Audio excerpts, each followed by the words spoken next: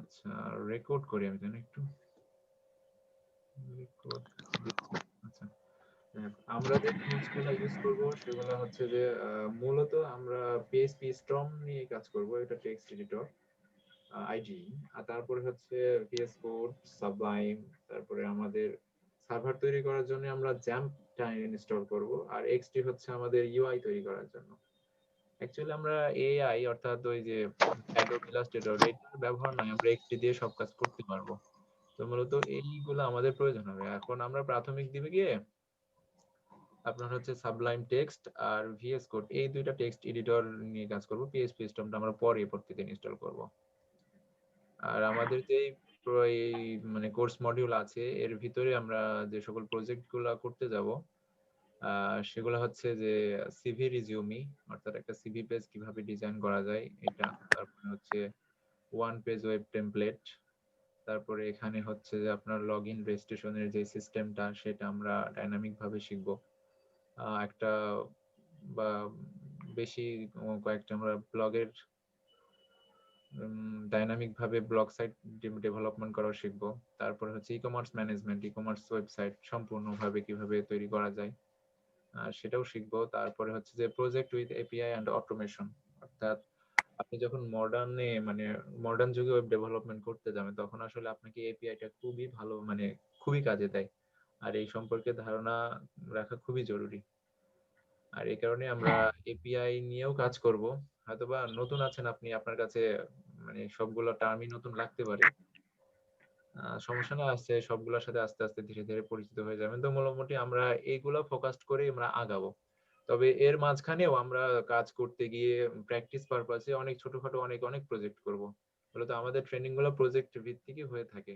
কিছু বেসিক আলোচনা করার পরে আমরা ছোটখাটো একটু প্রজেক্ট করি, যাতে ওই আলোচনাগুলো আমাদের একটু মানে ভালোভাবে আয়ত্তে আসে।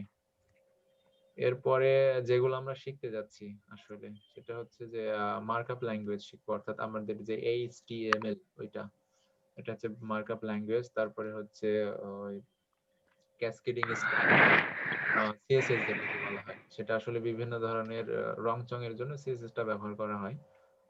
আর স্টাইল ফ্রেমওয়ার্কের ভিতরে মোটামুটি যেটা আছে সেটা হচ্ছে বুটস্ট্র্যাপের প্রতি আমরা বেশি ফোকাসড করব।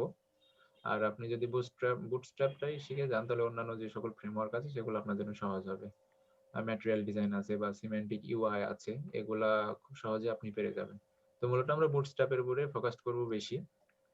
আচ্ছা এরপরে আরো যেগুলো আছে সেগুলো হচ্ছে যে আমরা ব্যাকএন্ডের জন্য অবশ্যই পিএইচপির প্রসিডিউরালটা শিখবো, পিএইচপি ল্যাঙ্গুয়েজ। তারপর হচ্ছে কার্ড অপারেশন, যেটা অর্থাৎ কোনো একটা ডাটাবেজের সাথে কমিউনিকেশন করে কোনো একটা ফাইল আমরা কিভাবে ক্রিয়েট করতে পারি, সেটাকে কিভাবে আপডেট করতে পারি, আবার সেটাকে কিভাবে আমরা ডাটাবেস থেকে রিড করতে পারি, সেটাকে ডাটাবেস থেকে ডিলিট করতে পারি, অর্থাৎ এইসব হচ্ছে মানে ব্যাকএন্ড স্টাফ, এগুলো আমরা শিখবো।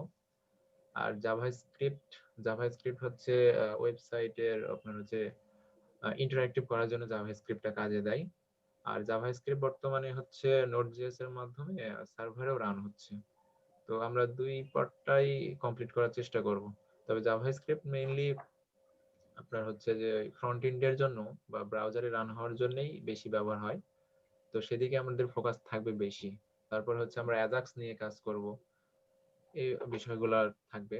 আর এরপরে আছে হচ্ছে যে পিএইচপি প্রসিডিউরাল শিখলাম, তারপরে পিএইচপি অবজেক্ট ওরিয়েন্টেড, তারপরে হচ্ছে যেটা থাকবে আরো থাকবে জেকুয়েরি। জেকুয়েরি হচ্ছে জাভাস্ক্রিপ্টের একটা ছোট্ট লাইব্রেরি, সেটা ডম ম্যানিপুলেশনের জন্য খুব কাজে দেয়। আর এমনিতেও jQuery-র অনেক অনেক প্লাগইনস আছে, সেগুলো আমরা ছোট ছোট ভাবে ব্যবহার করতে শিখবো।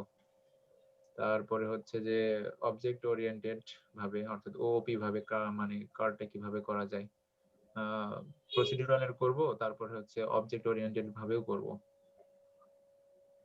আচ্ছা এরপরে হচ্ছে পিএইচপি CURL অর্থাৎ ক্লায়েন্ট ইউআরএল, এটা আমরা কিভাবে করতে, অর্থাৎ এক সার্ভার থেকে অন্য সার্ভারে রিকোয়েস্ট পাঠিয়ে তার ডাটাগুলো আমরা কিভাবে আমাদের ওয়েবসাইটে ব্যবহার করতে পারি এইটা শিখবো। এটা অনেকটা আসলে ওয়েব স্ক্র্যাপিং এর মতো। তারপরে পিএইচপি ডম শিখবো। পিএইচপি ডম তার সাথে সাথে জাভাস্ক্রিপ্টেরও ডম আছে, ডমটা আসলে বেশি পাওয়ারফুল, সেটা নিয়েও আমরা আলোচনা করব। আর এরপরে যেগুলো আছে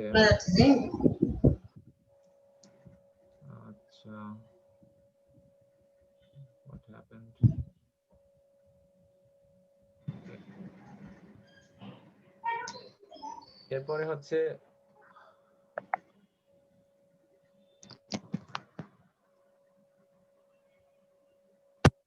এরপরে যেটা শিখবো সেটা হচ্ছে যে আমরা আসলে এটার বিষয়ে হয়তো বা খুব বেশি আমরা ডিপলি যাব না, ওয়ার্ডপ্রেস, মেজেন্টো বা শপিফাই এটা কোর্স মডিউলে দেওয়া আছে, কিন্তু আমরা এখানে ওয়ার্ডপ্রেস নিয়ে খুব বেশি কাজ করব না, জাস্ট সিম্পলি কিভাবে ওগুলা মেইনটেইন করা যায় এগুলা নিয়ে সহজ বিষয়, এগুলোর প্রতি আমাদের অত ফোকাস থাকবে না সিএমএস এর বিষয়ে।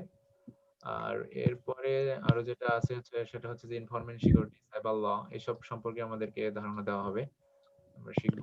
এরপরে আছে সফটওয়্যার সিকিউরিটি, সফটওয়্যার টেস্টিং, অর্থাৎ আমরা যে ওয়েবসাইটটা বা আমাদের যেগুলো বানাবো সেগুলো কিভাবে থাকবে, মূলত এই বিষয়টা নিয়েই আমাদের থাকবে।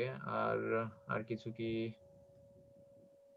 বাদ পড়েছে মেবি, এইটা একটু হ্যাঁ এটা একটু ছুটে গেছিল, সেটা হচ্ছে জেসন নিয়ে আমরা আলোচনা করব। এমভিসি প্যাটার্ন, এমভিসি মানে হচ্ছে মডেল ভিউ কন্ট্রোলার, এই বিষয়টা নিয়েও আমরা জানবো। তারপর এপিআই নিয়েও কিছু বললাম, এপিআইটা কিভাবে আমরা ইমপ্লিমেন্ট, কিভাবে আমরা এপিআইটা ডিজাইন করতে পারি।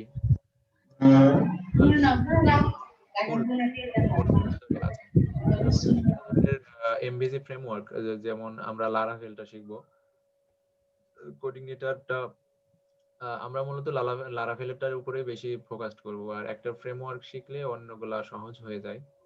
তো আমাদের ফোকাসটা থাকবে মোটামুটি লারাভেলের উপরেই।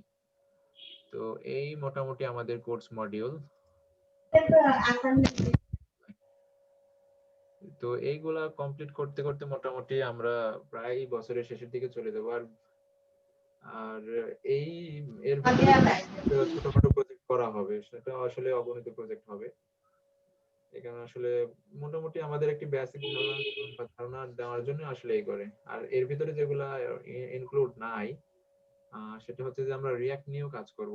জাভাস্ক্রিপ্টের হচ্ছে ফ্রন্ট এন্ড ফ্রেমওয়ার্ক, সেটা রিঅ্যাক্ট, এখন বর্তমানে তার ডিমান্ডটা অনেক বেশি, তো সেটা নিয়েও আমরা কাজ করব। তো এইগুলাই আসলে আমাদের থাকবে। আর নতুন কি আসলেন? হ্যাঁ, আসসালামু আলাইকুম স্বাগত ভাই, ভালো আছেন? ভাই কি থানায় নাকি বাহিরে? আচ্ছা ভাই, একটু হেল্প লাগ।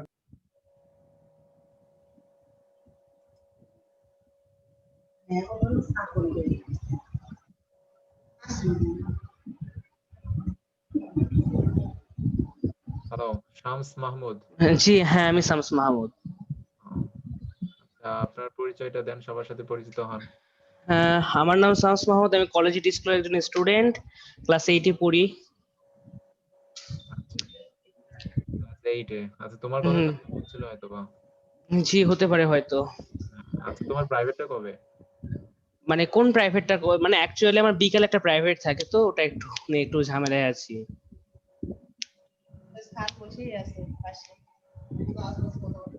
আচ্ছা আচ্ছা, আপনাদের কি যদি দিনের বেলায় ক্লাস নেওয়া হয় তাহলে কি কোনো সমস্যা হবে? দিনের বেলা কখন অ্যাকচুয়ালি একটু বলবেন? টাইমটা আমার একটু দরকার অ্যাকচুয়ালি জানা একটু।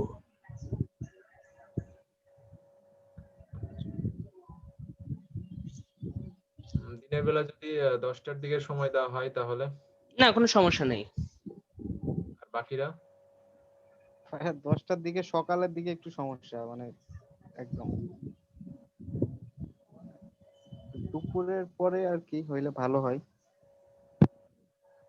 দুপুরের পর থেকে রাত 12টা পর্যন্ত কোনো সমস্যা নেই। আসলে দুপুরের পরে কি হয়, অন্যান্য মানে আমাদের এই আইটির একটু সমস্যা, কারণ অন্যান্য ব্যাচও চালু আছে, তো এখানে সময় মেনটেন করা একটু সমস্যা হবে।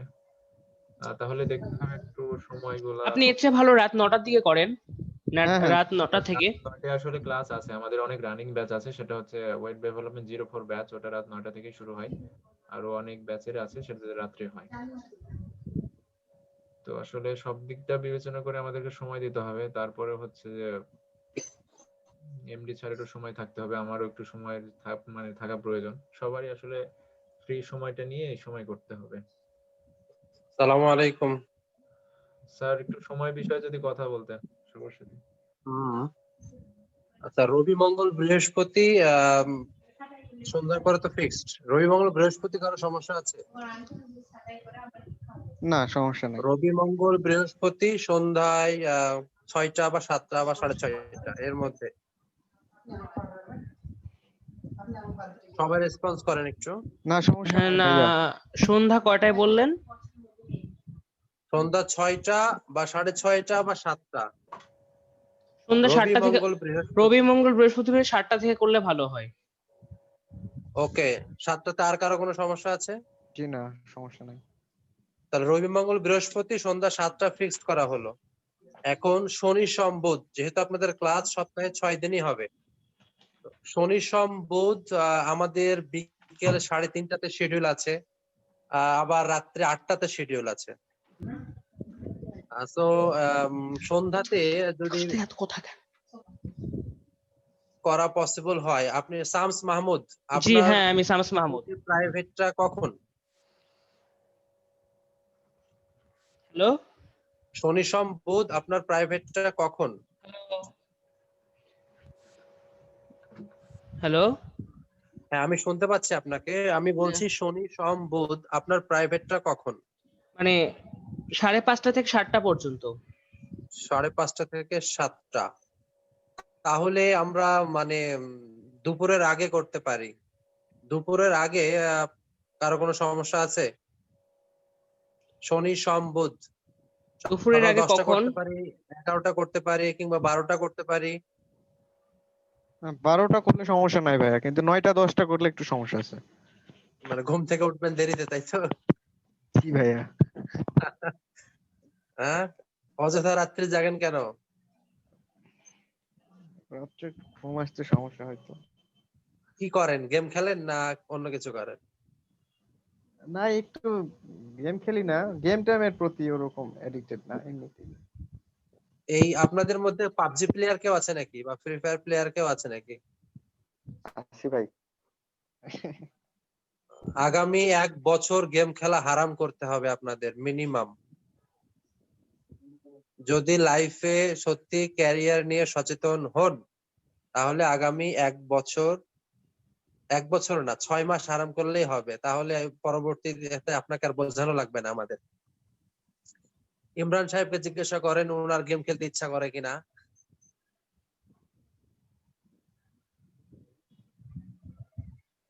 6 মাস গেম থেকে দূরে থাকতে হবে। আরাফাত সাহেব,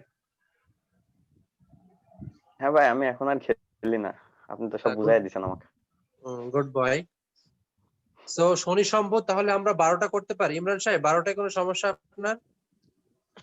দুপুর পরে কি আপনার ফাঁকা শিডিউল আছে শনি সোম বুধ? কখন? দুপুর পরে 2টা অথবা 3টার দিক থেকে। 3:30 থেকে শিডিউল আছে। ও, তাহলে তো 12টা থেকে একেবারে দুপুর হয়ে যাবে। 12টা থেকে 2টা। 12টা থেকে 2টা, কিংবা আমরা 12টা আসলে একটু কেমন কেমন হয়ে যাচ্ছে, আমরা 11টা বা 11:30 করতে পারি। 11টায় কোনো সমস্যা? না, 11টার সমস্যা নেই। শামস সাহেব, একটা কথা বলি, 11টা 12টা একটা এমন সময় যে বাসায় গোছল থাকে, আরো আদার কাজ থাকে। একটা সময় কি আপনি সকাল করেন, নাহলে বিকাল, নাহলে সন্ধ্যার দিকে একটু করেন।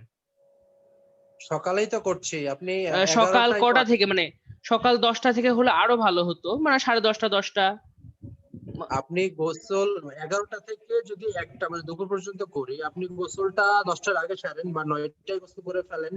আর মানে গোসলটাকে ইস্যু করলে হবে না ক্যারিয়ারের ক্ষেত্রে। জি আপনি এটা গোসল হ্যাঁ। 9টায় করে ফেলেন বা 9টার আগে সেরে ফেলেন গোসল, বা 10টায় করেন। 11টা থেকে ক্লাস করবেন। এই সময় তেমন কোনো কাজ থাকার কথা আচ্ছা নয়। ঠিক আছে, সমস্যা নেই কোনো। নেন আপনি, আপনি হ্যাঁ, এবং আপনাদের দুপুর সময় অনুযায়ী। আমার একটু বিকালটা একটু সমস্যা হতো, তাই জন্য সমস্যা নেই। শুধুমাত্র এই যে টাইমটা, এটা শুধুমাত্র আপনার জন্য করা হচ্ছে। জি সমস্যা নেই না এখন। রাত 9টার পর মনে হয় ম্যাক্সিমাম সবাই বাসাতেই থাকে, আর তেমন মনে হয় বিশেষ জরুরি না, কোনো কাজ আমাদের থাকে রাত্রি না। 9টার পরে শিডিউল আছে। শনি সোম বুধেও শিডিউল আছে, রবি মঙ্গল বৃহস্পতিও শিডিউল আছে। রাত্রি 9টার পরে পসিবল না। আর শনি সোম বুধে হয়তো রাত্রি 10:30টার রবি পরে মঙ্গল সময়টা পসিবল। বৃহস্পতিবার আপনি 7টা থেকে করেন। হ্যাঁ, রবি মঙ্গল বৃহস্পতি 7টা থেকে ফিক্সড। আর জি শনি সোম বুধ তাহলে 11টা, সকালে 11টা। ইমরান সাহেব, জি, 7টা বলতে কি সন্ধ্যা 7টা? জি। সন্ধ্যা 7টা। রবি মঙ্গল বৃহস্পতি সন্ধ্যা 7টা। ইমরান সাহেব একটু মেসেঞ্জার গ্রুপে লিখে দিয়ে এটা। আচ্ছা শনি সোম বুধ সকাল 11টা AM 11 AM শনি সোম বুধ। আর রবি মঙ্গল বৃহস্পতি 7 PM। আচ্ছা, কার কোনো সমস্যা আছে? না জি না। ভাইয়া সমস্যা নেই। Okay. আমি সবার রেসপন্স চাচ্ছি, সমস্যা তো না না, কোনো সমস্যা নেই। solution। হাবিব লিমন,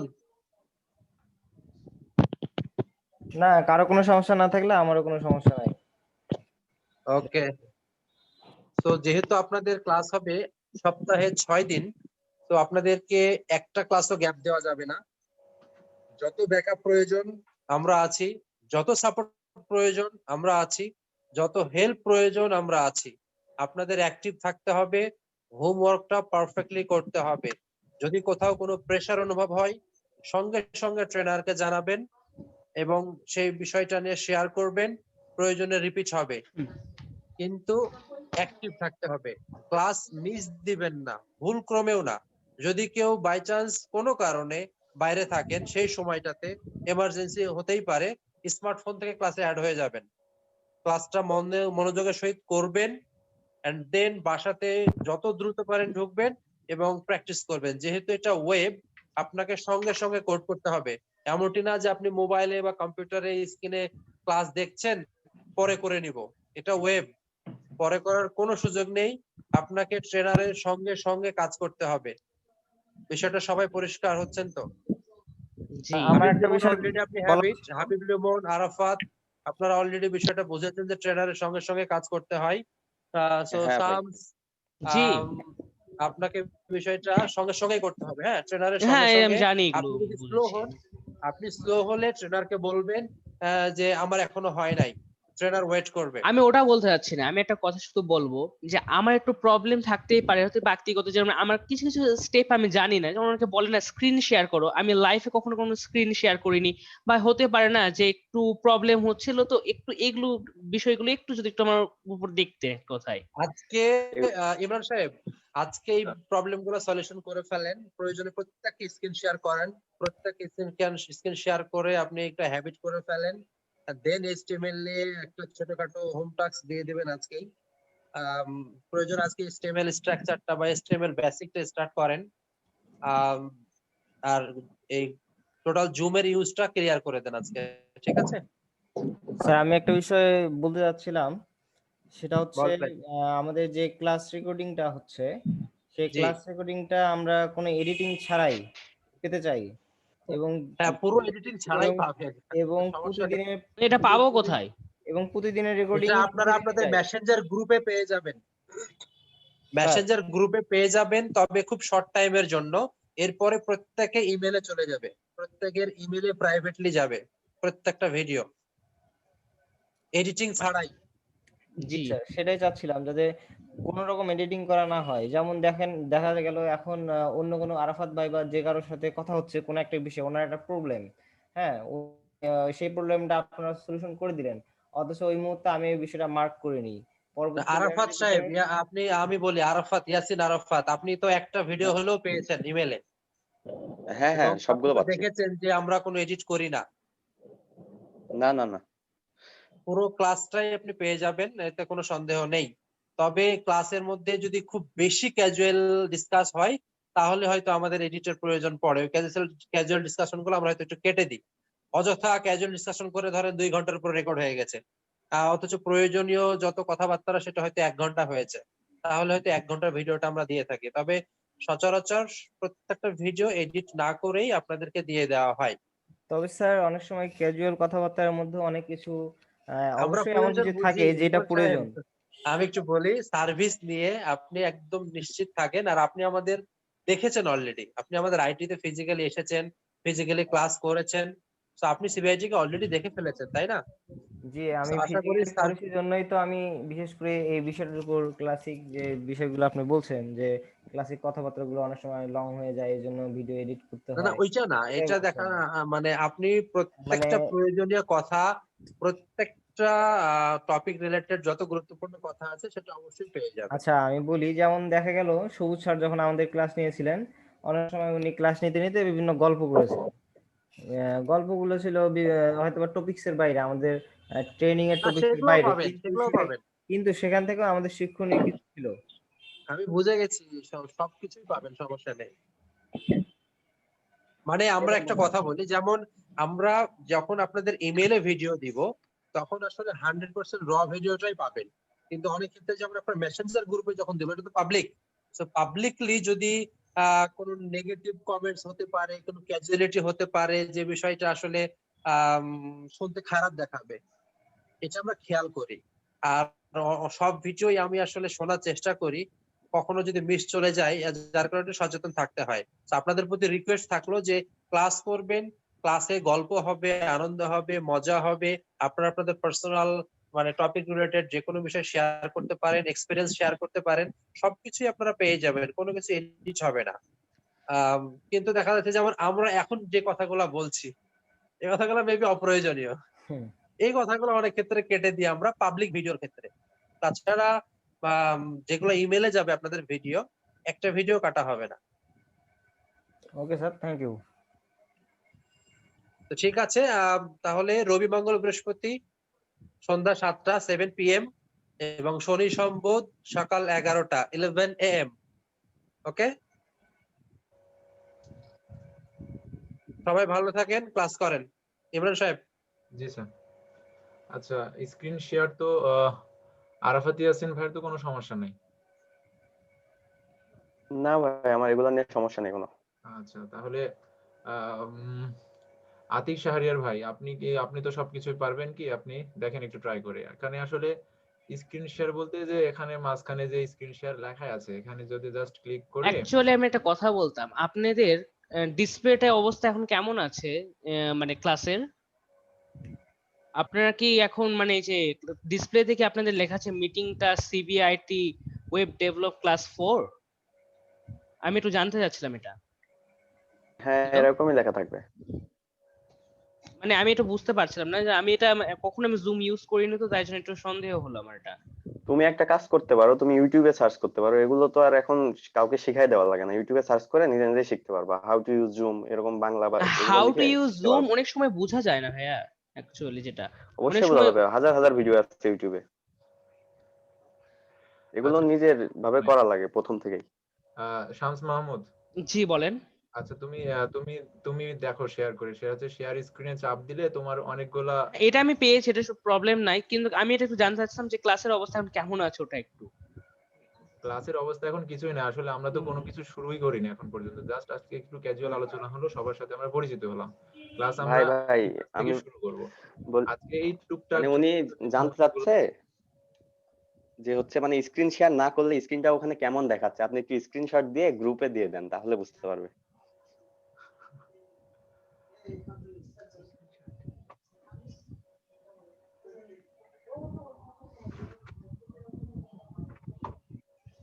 আসলে এগুলাতে এইগুলা নিয়ে মানে প্রবলেম হওয়ার কথা না, এগুলা খুবই সহজ একটা বিষয়।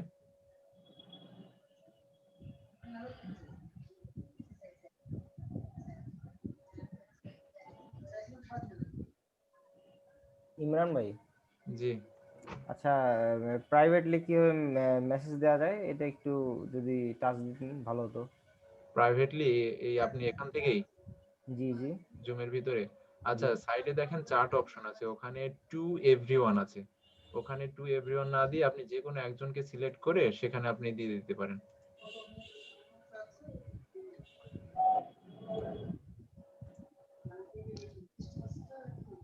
টু এভরিওয়ান, টু সিবিআইটি, আর হ্যাঁ, তারপর প্রত্যেকটা পার্টিসিপেন্টের নাম আছে আলাদা আলাদা হবে। আপনি যাকে প্রাইভেট মেসেজ করতে চান জি। সেটা সিলেক্ট করে তাকে মেসেজ দিয়ে দেবেন, শুধুমাত্র তার কাছেই যাবে। আচ্ছা আচ্ছা, আর এভরিওয়ান সিলেক্ট করলে প্রত্যেককে করেছি। দেখতে পারবে। হ্যাঁ। থ্যাংক ইউ ভাই।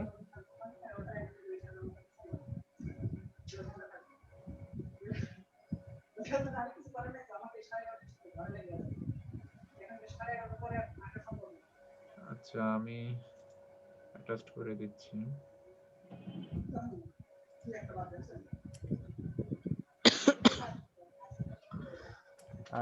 ইমরান ভাই, জি বলেন। আরেকটা বিষয় সেটা হচ্ছে আমি একটা প্রবলেম বা প্রোগ্রাম আমি সলভ করতে পারছি না, হ্যাঁ সেক্ষেত্রে দেখা যেতে পারে যে হচ্ছে আমার পিসির কন্ট্রোল আপনি রিমোটলি কন্ট্রোলটা নিয়ে নিলে আপনি হয়তোবা বিষয়টা আপনি নিজে ক্লিয়ার করে দিতে পারেন। তো সেই ক্ষেত্রে কিভাবে ওইটা করতে হবে? ওটার জন্য আমরা একটা অ্যাপস ব্যবহার করে থাকি, সেটা হচ্ছে অ্যানিডেস্ক। ওটা হচ্ছে Anyways, 2 থেকে 3 এমবির মতো হতে পারে। ওটা গুগলে সার্চ নিয়ে আপনারা ইনস্টল করে নেবেন। আচ্ছা আর আমি আমি দেখিয়ে দিচ্ছি, সমস্যা নেই। আজকে থামেন, আমি সব বিষয়গুলা।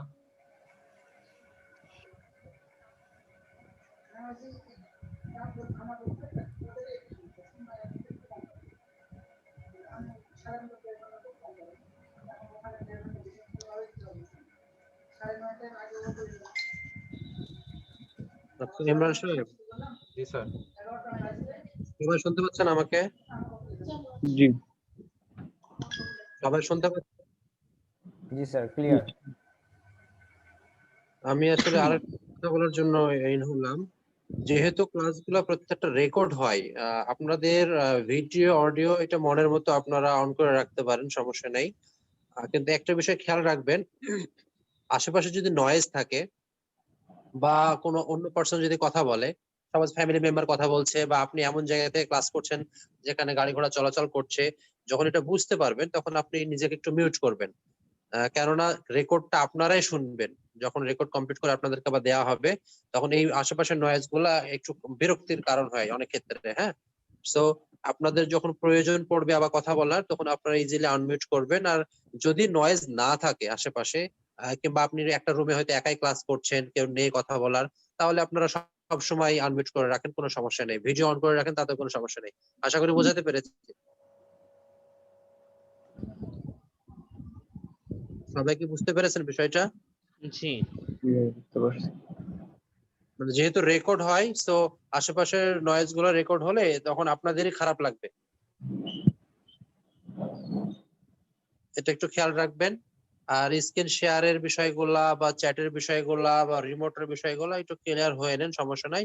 আর তারপরে এগুলো আসলেই ইউটিউবে দেখা যায়, তারপর আপনারা কোশ্চেন করে ক্লিয়ার হয়ে নেন। আজকে আপনারা উইদিন শর্ট টাইম 10 মিনিটের মধ্যে এই বিষয়গুলো ক্লিয়ার করে নিয়ে ক্লাস ইন করেন, মানে ক্লাস স্টার্ট করেন। ইমরান সাহেব, ঠিক আছে? ঠিক আছে স্যার। ওকে। আচ্ছা, মূলত আমরা যে সকল টুলস গুলো ইউজ করব এখন, প্রাথমিক বা পর্যায়ে আসলে আমরা সাবলাইম টেক্সটটা ইউজ করব। আচ্ছা, আপনাদের কাছে কি সাবলাইম টেক্সট ইনস্টল আছে? হ্যাঁ আছে। আচ্ছা, সবার কাছে আছে। আছে। আসলে মানে সফটওয়্যার ইনস্টল করা বা আনইনস্টল করা এটা তো আসলে দেখাই দেওয়ার কিছু নাই, কারণ যেহেতু আপনারা ওয়েব ডেভেলপমেন্ট শিখতে আসছেন এবং প্রোগ্রামিং শিখতে আসছেন, সেহেতু আসলে এইসব বিষয়গুলো আসলে জানা যায়, মানে এতটুকু স্মার্ট আপনারা, এতটুকু জানা যায়। আচ্ছা, তো সাবলাইম টেক্সট আপাতত আমার কাছে নাই, আমি ইনস্টল করে নিতে পারি। আমি একটা কথা বলতে চাচ্ছি, একটু বলা যাবে কি? জি বলেন। কিছুদিন আগে আমার সাবলাইম টেক্সট ডিলিট হয়ে যায়। সাবলাইম টেক্সট আমি যখন ডাউনলোড করি, করার পর ওখানে যখন আমি কোডিং ফাংশনটা লিখতে যাই এইচটিএমএল এর, তো কোডিং কোনো মুভমেন্ট আমি ফলো করতে পারিনি। কারণটা কি একটু জানতে পারবো? মুভমেন্ট বলতে? মানে আমি যখন এইচটিএমএল দিয়ে 5 লিখি, তখন ওটা মানে ক্লিক করার পর যে হেড তারপরে বডি এগুলো কোনোটাই আসে না।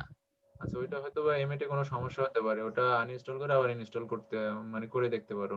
না না, আমার ঠিক করে নিয়েছে, শুধু আমি এটা ক্লিয়ার হলাম যে এরকম প্রবলেমটা কেন হয়েছিল। ওই আসলে এগুলাতে আছে ডিফল্ট ভাবে এমএট ইনস্টল করা থাকে, যে ডিফল্ট শর্টকাট কোড গুলো আমরা ব্যবহার করে থাকি সেটা আসলে এমএট থেকে আসে। আর ডিফল্ট ভাবে বিশেষ করে সাবলাইম টেক্সট বা ভিএস কোডে মানে ওরা এমএট ইনস্টল করেই দেয়। জি, বুঝতে পেরেছি।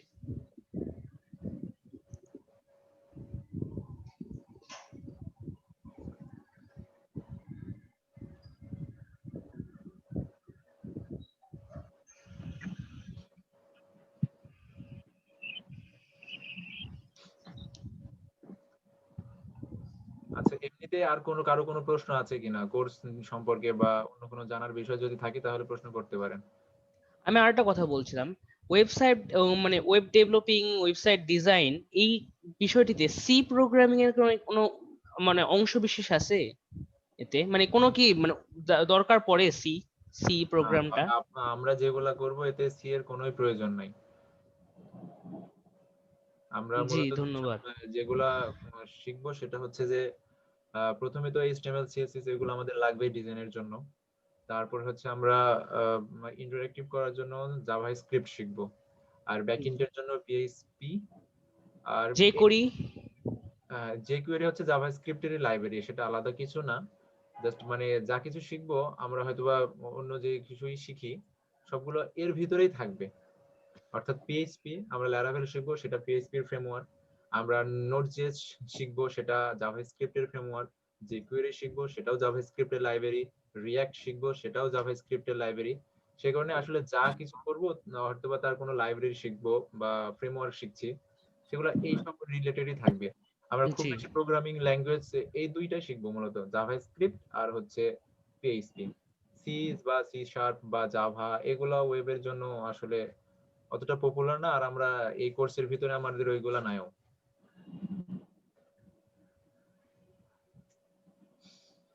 আচ্ছা, তো এই HTML সম্পর্কে মোটামুটি সবারই বেসিক ধারণা আছে। তো আমি যদি HTML ক্লাসটা একটু দ্রুত করে যাই তাহলে তো সবার মানে কারোই কোনো সমস্যা হওয়ার কথা না, তাই না?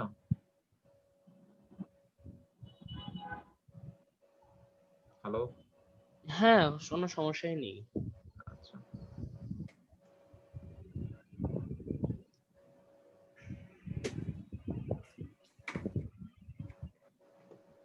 আচ্ছা, আরাফাত ইয়াসিন ভাই, আপনি তো HTML সম্পর্কে কি আপনার কোনো ধারণা আছে? আপনি হ্যাঁ ভাই, কিছু কিছু ধারণা আছে। আচ্ছা ঠিক আছে।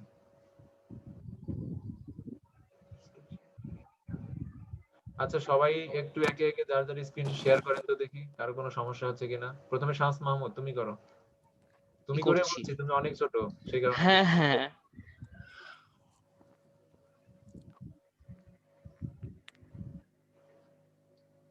হ্যালো, হ্যাঁ আমার স্ক্রিন কি শেয়ার হয়েছে? ঠিক আছে। এবার মাউসটা উপরে নিয়ে গেলে তুমি স্ক্রিন শেয়ার অফ এর জন্য এই একটা অপশন পাবে, একটা এটা বাটন লাল, ওখানে ক্লিক করো। আসলে ওইগুলো আমরা দেখতে পাবো না, তুমি শেয়ার করছো, তুমি ওইগুলো দেখতে পাবে।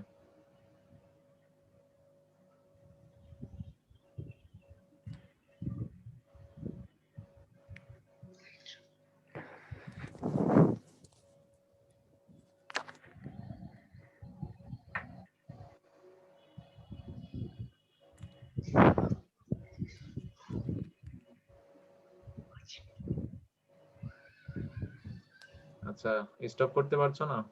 জি না, আমার মানে এক কথায় কি, আমি যেখানে আগে ছিলাম ওই ফাংশনটাতে আর যেতে পারছি না। আচ্ছা, তুমি মাউসটা উপরের দিকে নিয়ে যাও, তাহলে দেখো একটা ড্রপ ডাউন বের হবে। হ্যাঁ, এসেছে। ওখানে দেখো স্টপ শেয়ারিং আছে কিনা, তুমি ওখানে ক্লিক করো, শেয়ার বন্ধ হয়ে যাবে।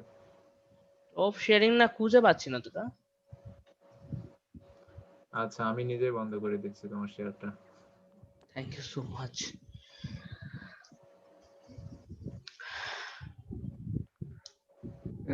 ভাইয়া সাবলাইন টেক্সট এডিটর ভার্সন কত এটা? ওটা 3 মেবি ডাউনলোড হলো। সাবলাইন টেক্সট 3 আমার ডাউনলোড করা নাই তো, ওই জন্য ডাউনলোড করতেছি। আচ্ছা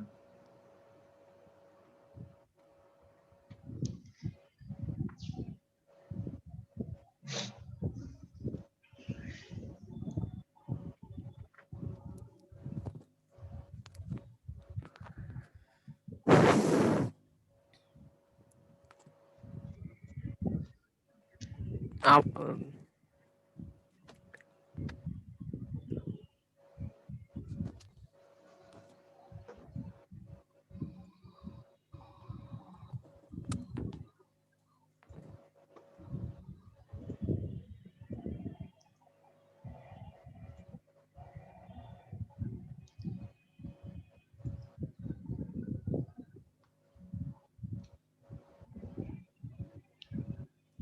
ভাইয়া কথা কি স্পষ্ট শোনা যাচ্ছে? কোনো নয়েজ টয়েজ বা এরকম কিছু, কোনো প্রবলেম? না, স্পষ্ট শোনা যাচ্ছে। ওকে। আচ্ছা দেখো, আমি একটা স্ক্রিনশট শেয়ার করলাম। এখানে হয়তোবা তুমি ওই বাটনটা দেখতে হবে, স্টপ শেয়ার বাটনটা। স্টপ শেয়ারের পর আপনি মানে স্টপ শেয়ারে দিলেই কি ডাইরেক্ট আমি এখানে চলে আসবো? হ্যাঁ, এখানেই তো যাবার কথা। আরেকবার টেস্ট করে দেখতে পারো তুমি। জি না, থাক।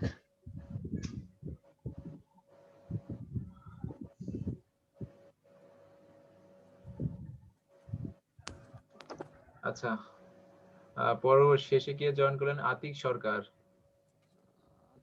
ভাই আমি পিসি থেকে জয়েন করছি, প্রথমে ফোন থেকে ছিলাম তো। ও আচ্ছা আচ্ছা।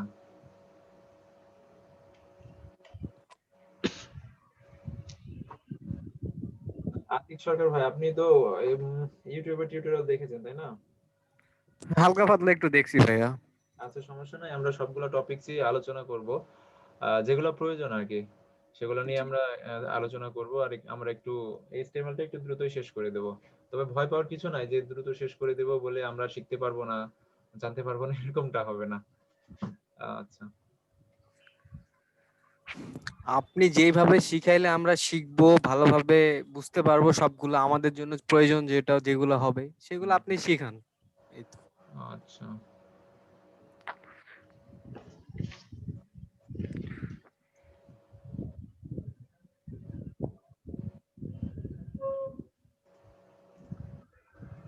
আনরেজিস্টার্ড সাবলাইম ভাই, আনরেজিস্টার্ড না মানে আপনার? হ্যাঁ, ওটা দেয়, ওটা ব্যাপার না, আপনি ওটা ইগনোর করে দেন। ওকে।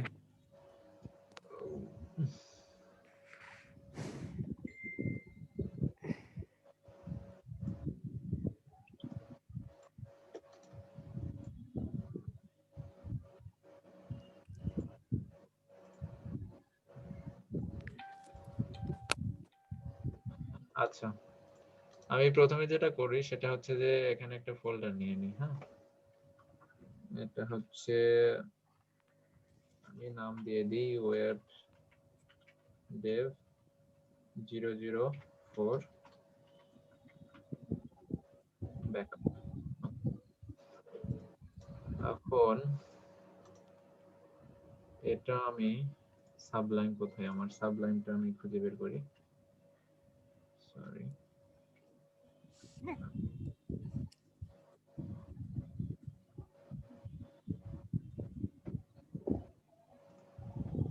সাবলাইম ওপেন হয় না কেন? আচ্ছা, হয়েছে। এবার ওয়েব ডেভটা আমি এখানে ওপেন করলাম,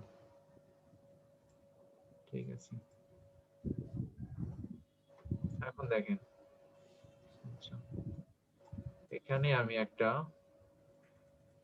এই ফোল্ডারের ভিতরে, যেহেতু আমরা প্রথমেই HTML শিখব, সেহেতু আমরা এখানে একটা ফাইল তৈরি করে নেব, নিউ টেক্সট ফাইল নেই, এবং এটার নাম দিয়ে দিই আসলে ইন্ডেক্স। আপনি যে কিছুই দিতে পারেন, তবে আমরা ইন্ডেক্স দিয়ে শুরু করব, এবং তার এক্সটেনশন হবে HTML। আচ্ছা, এরপরে অন করি, ওকে করি। এখন দেখেন, সবার কিন্তু এই index.html মানে এক্সটেনশনটা না আসতে পারে।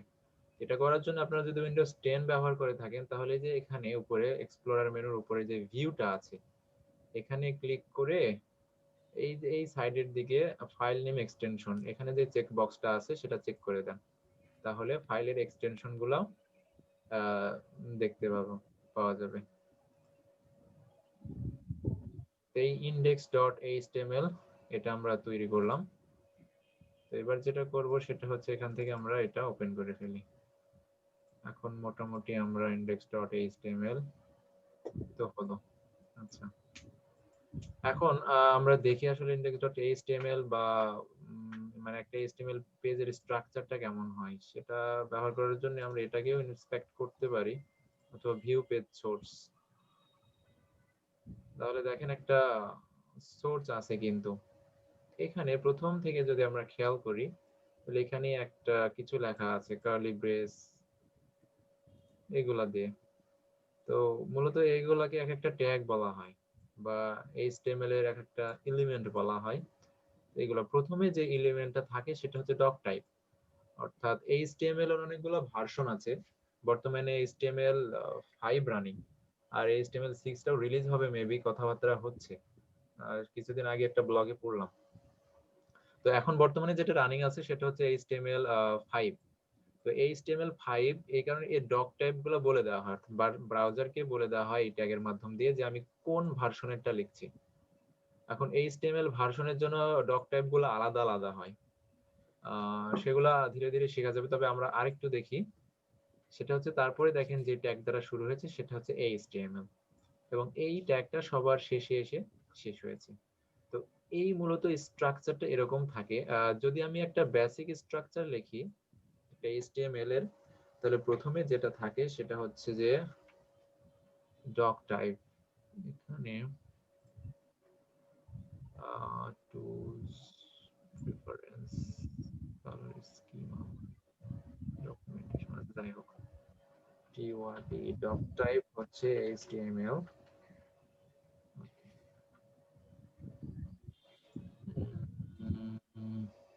syntax, ওকে,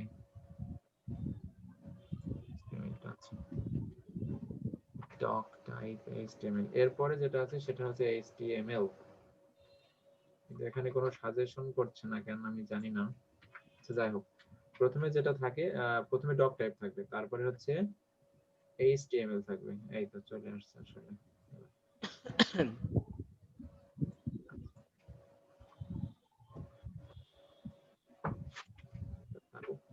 মূলত এইটাই হচ্ছে একটা বেসিক স্ট্রাকচার HTML এর। প্রথমে ডক টাইপটা থাকে, তারপরে যেটা থাকবে সেটা হচ্ছে যে HTML, অর্থাৎ আমাদের পুরো ডকুমেন্টটা এই HTML এলিমেন্টের ভিতরে থাকবে। এর ভিতরে HTML এর দুইটা এলিমেন্ট থাকে HTML এর ভিতরে, অর্থাৎ চাইল্ড বলা হয়। এর ভিতরে প্রথমে যেটা থাকে সেটা হচ্ছে হেড, হেড থাকবে, আর আরেকটা থাকবে হচ্ছে বডি। অর্থাৎ এই হেডের ভিতরে যেগুলা থাকে সেগুলো হচ্ছে সম্পূর্ণভাবে এক্সট্রা ইনফরমেশন, যেগুলা আমরা ব্রাউজারে দেখতে পাবো না। জি, এই যে এই স্ক্রিনের ভিতরে যতটুকু থাকবে সবগুলা হচ্ছে এই বডির ভিতরে থাকে। আর হেডের ভিতরে যেগুলা থাকে সেগুলো হচ্ছে বিভিন্ন ধরনের মেটাডাটা থাকবে, তারপরে হচ্ছে এক্সট্রা ইনফরমেশন যেগুলা, সেগুলো আসলে এখানে দেওয়া হয়,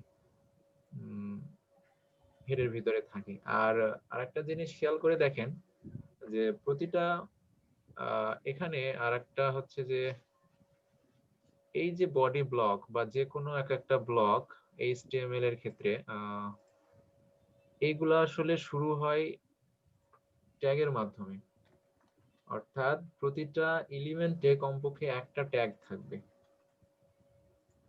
HTML এর পুরো স্ট্রাকচারটাই আসলে বিভিন্ন ধরনের এলিমেন্ট নিয়ে গঠিত, সেখানে অনেক সংখ্যক এলিমেন্ট আছে। তো প্রাথমিকভাবে এখানে আমরা যে তিনটা এলিমেন্ট দেখলাম সেটা হচ্ছে যে HTML এলিমেন্ট, আর তার ভিতরে আরো দুইটা এলিমেন্ট আছে, একটা হচ্ছে হেড এলিমেন্ট আর আরেকটা হচ্ছে বডি এলিমেন্ট। এখন অনেক সময় কি হয়, প্রথম দিকে এই এলিমেন্ট আর ট্যাগ এই দুইটা বিষয় মানে কনফিউজড হয়ে যায়। এটা ক্লিয়ার করার জন্য আমি বলছি যে এখানে বডি এলিমেন্টটা যেটা দিয়ে শুরু হয়েছে এবং যেটা দিয়ে শেষ হয়েছে সেগুলো হচ্ছে ট্যাগ। দেখেন, বডির এই যে শুরু হয়েছে, অর্থাৎ এখানে যে মানে আমাদের যে লেফট হ্যান্ড সাইড বা গ্রেটার দ্যান, লেস দ্যান এবং গ্রেটার দ্যান, এটা আসলে প্রোগ্রামিং এর ভাষায় এদেরকে বলা হয় এটা হচ্ছে লেফট অ্যাঙ্গেল ব্র্যাকেট, আর এই পাশেটা হচ্ছে রাইট অ্যাঙ্গেল ব্র্যাকেট।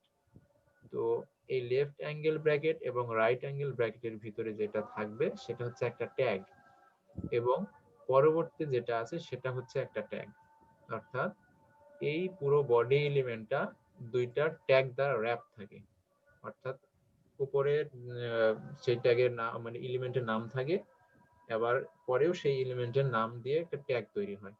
তো প্রথমে যেই ট্যাগটা তৈরি হয় সেটাকে বলা হচ্ছে স্টার্টিং ট্যাগ, এবং শেষের দিকে যে ট্যাগটা থাকে সেটাকে বলা হচ্ছে ক্লোজিং ট্যাগ।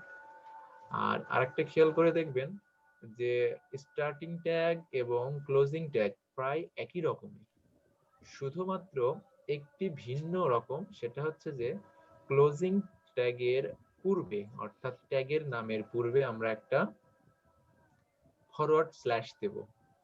তো এইটা হচ্ছে ডাবল ট্যাগের এলিমেন্ট, সিঙ্গেল ট্যাগের এলিমেন্ট আছে, সেগুলো আমি দেখাই। সেটা হচ্ছে যে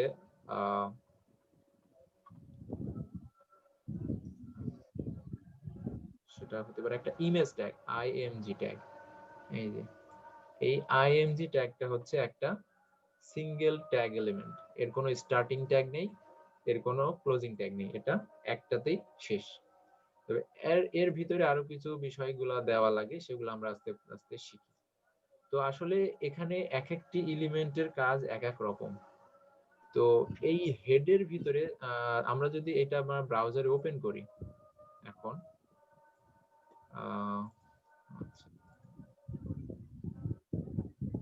গুগল ক্রোম দিয়ে ওপেন করলাম, তাহলে এখানে কিন্তু আমরা তেমন কিছু দেখতে পাচ্ছি না। এটা বন্ধ হয়ে গেছে। জাস্ট ওই ফাইলের নামটাই আমরা দেখতে পাচ্ছি। তো এই হেডের ভিতরে আমরা আরেকটা এলিমেন্ট দিতে পারি, সেটা হচ্ছে যে টাইটেল। এই টাইটেল এলিমেন্ট, তাহলে টাইটেল এলিমেন্টটা একইভাবে শুরু হয়েছে, সেই এলিমেন্টের নাম দিয়ে স্টার্টিং ট্যাগ এবং এলিমেন্টের নাম দিয়ে ক্লোজিং ট্যাগ। এবং এখন হচ্ছে যে এই টাইটেলটা হচ্ছে আমরা ওয়েব পেজের টাইটেল হিসেবে কি দেখতে চাচ্ছি, সেইটা আমাদেরকে বলে দিতে হবে এই টাইটেল এলিমেন্টের ভিতরে। তো এই টাইটেল এলিমেন্টের ভিতরে আমরা কিছু টেক্সট লিখতে পারি। সেটা হচ্ছে যে মাই FIRST ফার্স্ট HTML। আচ্ছা, এইটা দিলাম। এখন এটা আমরা সেভ করি এবং ব্রাউজারে যাই, এটা আমরা রিফ্রেশ করে নিই। তাহলে দেখেন ওই যে আমরা যে টাইটেলের ভিতরে যে টেক্সটটা দিয়েছিলাম সেটা এখানে টাইটেল বারে শো করছে। এটা কিন্তু বডির ভিতরে আসেনি, অর্থাৎ ব্রাউজারে শো হয়নি। ব্রাউজারে শো হবে কোনগুলা, যেগুলো আমরা বডির ভিতরেই দেব। আচ্ছা, এখন এই বডিতে বিভিন্ন আসলে একটা ওয়েবসাইটে যদি আমরা যাই, কি হতে পারে সেটা, fusionbd.com। আচ্ছা, যাই হোক, এটা অনেক সময় নিচ্ছে।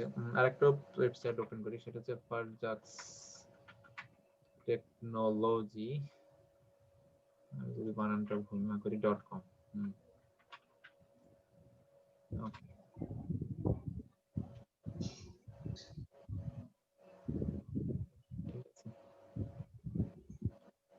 এই যে ফারজাক্স টেকনোলজি, এটা আসলে একটা সফটওয়্যার কোম্পানির একটা ওয়েবসাইট। তো এটা দেখেন, এর ভিতরে কিন্তু অনেক কন্টেন্ট আছে। এখানে টেক্সট আছে, এখানে বিভিন্ন ধরনের লিংক আছে, একটাতে ক্লিক করলে আমরা অন্যটাতে চলে যাচ্ছি। এখানে ইমেজ আছে। আসলে কন্টেন্ট অনুসারে কোথায় আমরা কোনটা দিব না দিব সেটা অনুসারে আসলে আমাদের ট্যাগ গুলো পরিবর্তন হবে। যেরকম এখানে দেখেন, এটা হচ্ছে একটা বড় ধরনের টেক্সট দেওয়া আছে। যদি এটা যদি আমরা ইন্সপেক্ট করি তাহলে আমরা দেখতে পাবো যে এইটা আছে আসলে একটা H3, অর্থাৎ মানে তাদের গুরুত্ব বোঝানোর জন্য, অর্থাৎ এটা একটা টাইটেল ট্যাগ, ওইটা বোঝানোর জন্য আসলে আমরা এরকম করে এই H3 দিয়েছি। তো একটা ওয়েবসাইটের সবচেয়ে গুরুত্বপূর্ণ টেক্সট, এটা বোঝানোর জন্য আমরা যেই ট্যাগটা ব্যবহার করি সেটা হচ্ছে আমাদের হেডিং ট্যাগ। আর এই হেডিং ট্যাগ আসলে H1 এটা দিয়ে শুরু হয়। আচ্ছা, H1 মানে হচ্ছে এই পেজের ভিতরে এই টেক্সটের গুরুত্ব অনেক বেশি এবং সেটা অনেক বড় ভাবেও দেখাবে। সেটা হচ্ছে যে হেডিং 1। আচ্ছা, তাহলে এটা আমরা সেভ করি এবং এটাকে যদি আমরা রিফ্রেশ করি তাহলে দেখেন এটা একটু বড় ভাবে দেখাচ্ছে। তো এই হেডিং এর মূলত আরো 6টা আছে, অর্থাৎ H1 আছে, এরপরে আছে হচ্ছে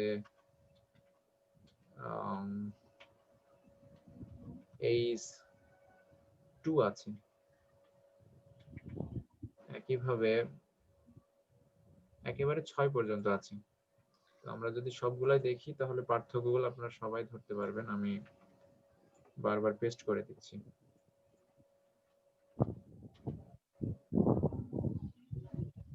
ওকে, এটা হচ্ছে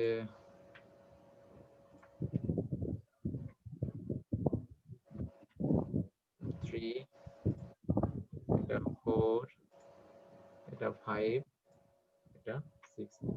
আসলে সংখ্যা যত বড় হবে টেক্সটটা তত ছোট হবে। 3, 4 5। আচ্ছা, আপনার কি কোড করছেন আমার সাথে? হ্যালো? জি না ভাইয়া। আচ্ছা, জি করছি। আমার সাথে প্র্যাকটিস করতে হবে, ঠিক আছে? আচ্ছা, সমস্যা নাই, আজকে আমি দেখিয়ে দিচ্ছি। তো এই দেখেন, প্রথমে যে হেডটা ছিল সেটা হচ্ছে এখানে, অর্থাৎ এই ট্যাগ গুলা দিয়ে বা এই এলিমেন্ট গুলা দিয়ে আমরা ব্রাউজারকে আসলে ইনস্ট্রাকশন দিই। ব্রাউজার তুমি এটাকে এভাবে দেখাও, এটাকে এভাবে দেখাও। Then লেখাগুলো কিন্তু সব একই আছে, কিন্তু ব্রাউজার সেটা আলাদা আলাদা ভাবে আমাদের কাছে প্রকাশ করছে। অর্থাৎ h1 এই ট্যাগটা দিয়ে আমি বলে দিলাম, এই এলিমেন্টটা দিয়ে, যে ব্রাউজার তুমি এটাকে সবচাইতে বড় করে দেখাবে। তারপরে এইটা আমরা ব্যবহার করে তাকে বললাম যে সেটা একটু ছোট হবে, এইভাবে বলে দিলাম। তো এইরকম ভাবে আমরা কোনো কিছুর কোনো একটা যদি আমরা পোস্ট লিখতে যাই, তাহলে তার হেডিংটা দেওয়ার জন্য আমরা এরকম ভাবে এই ট্যাগ গুলা ব্যবহার করতে পারি। আর অনেক সময় আমরা অনেক টেক্সট গুলা দেখি, যেরকম এখানে আছে দেখেন এই টেক্সট গুলা। তো এই টেক্সটটা শো করার জন্য আমাদের যে ট্যাগটা আছে সেটা হচ্ছে প্যারাগ্রাফ ট্যাগ। আর এই প্যারাগ্রাফ ট্যাগটাকে সংক্ষেপে বলা হয় পি। অর্থাৎ সেই পি দিয়ে শুরু হবে এবং পি দিয়ে শেষ হবে। এর ভিতরে যদি আমরা টেক্সটটা দিয়ে দিই, তাহলে হচ্ছে যে এই মূলত আমাদের চলে আসলো প্যারাগ্রাফ ট্যাগ, ঠিক আছে? এখন এখানে যেভাবে আছে এগুলা আসলে মানে পরবর্তী টপিকস। আপাতত আমরা এরকম মানে এইচটিএমএল যখন শিখবো তখন আমাদের দেখতে ভালো লাগবে না, যে কেমন কি একেবারেই অগোছালো অবস্থা। আসলে এখন আমরা এইচটিএমএলটা শিখছি, আর এইচটিএমএলটা হচ্ছে যদি একটা মানুষের বডির সাথে তুলনা করি, তাহলে এইচটিএমএলটা হচ্ছে একেবারে কঙ্কা। এইচটিএমএলটা হচ্ছে একটা ওয়েবসাইটের স্ট্রাকচার। এখানে ভাই দেখেন, আর একটা কথা বলতাম, এটা একটু বেসিক হতে হয়ে যেতে পারে। এই যে আমরা এইচটিএমএল এর মধ্যে একটা আন্ডারলাইন ইউজ করতে পারি, ওটা কি, ওটা কোড জানাটা কি জানো, একটু জানতে পারবো কি এখন? হ্যাঁ, সেটা আমরা আসলে ধারাবাহিক ভাবে আসছি, আস্তে আস্তে আসছি একটু। সবগুলোর জন্য আলাদা আলাদা এলিমেন্ট আছে। হুম, আচ্ছা, এখন আর একটা জিনিস দেখো, সেখানে দেখেন আপনারা, সেটা হচ্ছে যে এইখানে পুরো লাইনটা কিন্তু চলে আসছে। এখন আমরা চাচ্ছি যে কোনোভাবে আমাদের এই ইউএসএ, এটার পরে আমাদের একটা নিউ লাইন দরকার, ঠিক আছে? তো এটা করার জন্য আমাদের আরেকটি ট্যাগ আছে বা এলিমেন্ট আছে, সেটা হচ্ছে যে ব্রেক ট্যাগ। ব্রেক ট্যাগটা হচ্ছে যে এর ভিতরে আমরা বি বিআর, এটা এটাও কিন্তু একটা সিঙ্গেল ট্যাগ এলিমেন্ট। এটার কিন্তু ওপেনিং ক্লোজ নাই, এটাই শুরু এটাই শেষ। এটা দিয়ে যদি আমরা সেভ করি, তাহলে আমরা ব্রাউজারে গিয়ে রিফ্রেশ করলে দেখতে পাবো যে ওখান থেকে বিআর ট্যাগের পরে সে আর নতুন আর একটা লাইন নিয়ে নিয়েছে, ঠিক আছে?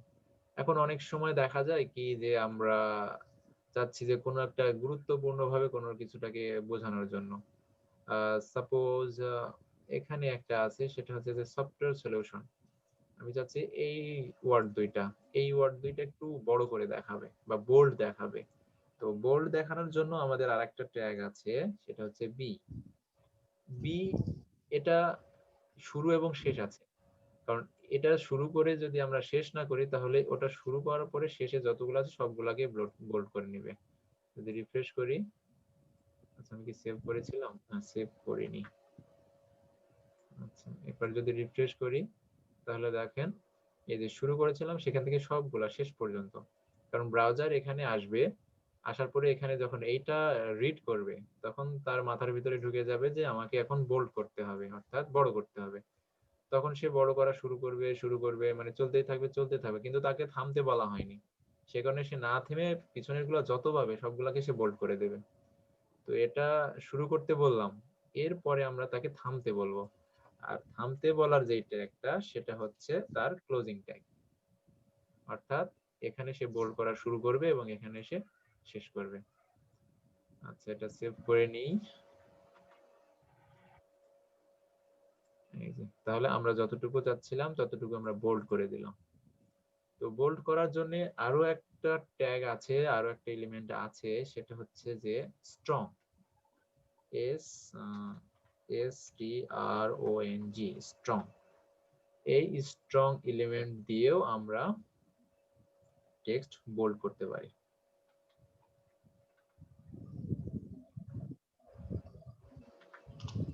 একই কাজ। এই যে, তাহলে এখানে এটাও বোল্ড হয়েছে, এটাও বোল্ড হয়েছে। আচ্ছা, আর আরেকটা যেটা বললো সেটা হচ্ছে যে আন্ডারলাইন, একটা টেক্সটের নিচে কিভাবে আমরা আন্ডারলাইন দিতে পারি সেটাও আমরা করতে পারবো। সেটা করার জন্য আমাদেরকে যে এলিমেন্টটা ব্যবহার করতে হবে সেটা হচ্ছে আন্ডারলাইন এলিমেন্ট, আর ওইটা হচ্ছে ইউ দ্বারা ডিফাইন করা হয়। এই ইউ দ্বারা ডিফাইন করা হয়, এবং এখানে যদি আমরা রিফ্রেশ করি তাহলে দেখা যাবে এই যে বিজনেসটা আন্ডারলাইন হয়ে গেছে। আচ্ছা, আমরা ইটালিকও করতে পারি। ইটালিক মানে একটু ডান দিকে বাঁকা হয়ে থাকে। এটা করার জন্য যেটা হয় সেটা হচ্ছে আই। এই আই এলিমেন্ট দিয়েও আমরা ইটালিকটা করতে পারি। যদি করি তাহলে আমাদের প্রবলেমটা ইটালিক হয়ে যাবে।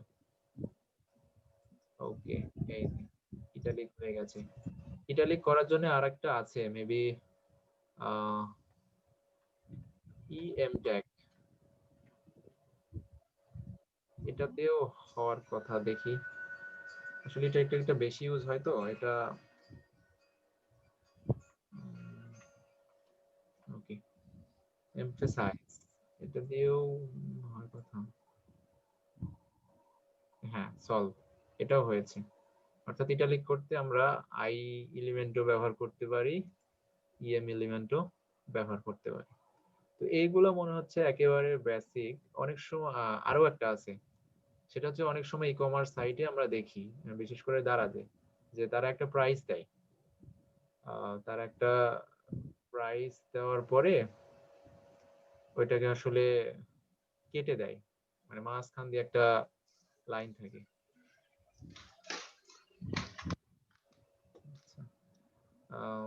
যেমন ওইটা করার জন্য যেটা করা হয় সেটা হচ্ছে যে ওইটা হচ্ছে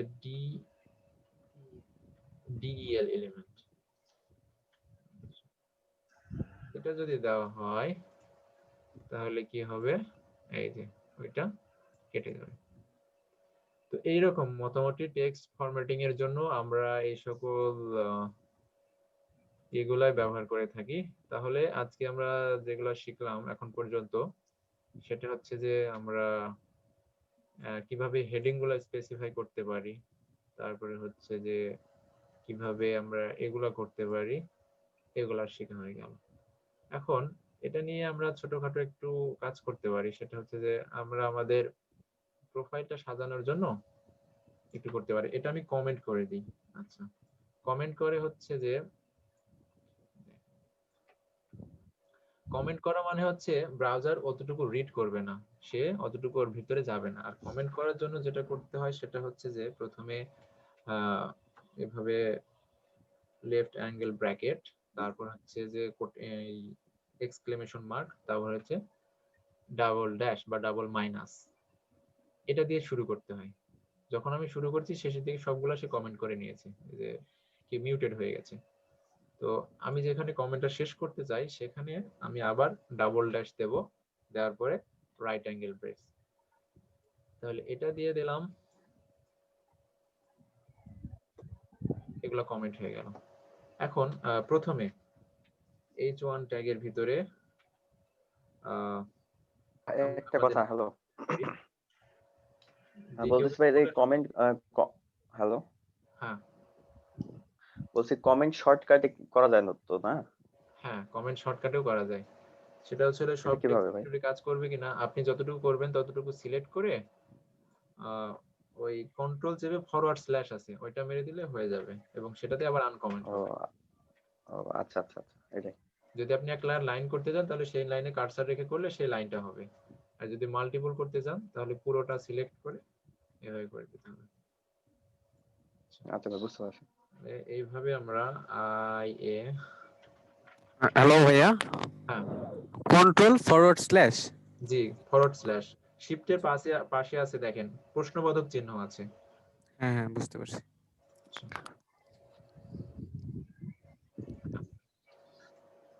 তাহলে এটা রিফ্রেশ করি। আচ্ছা, I am Assam.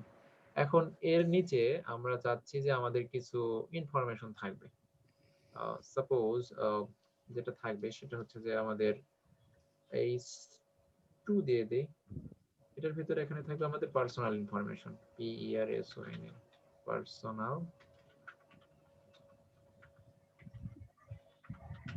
Personal information.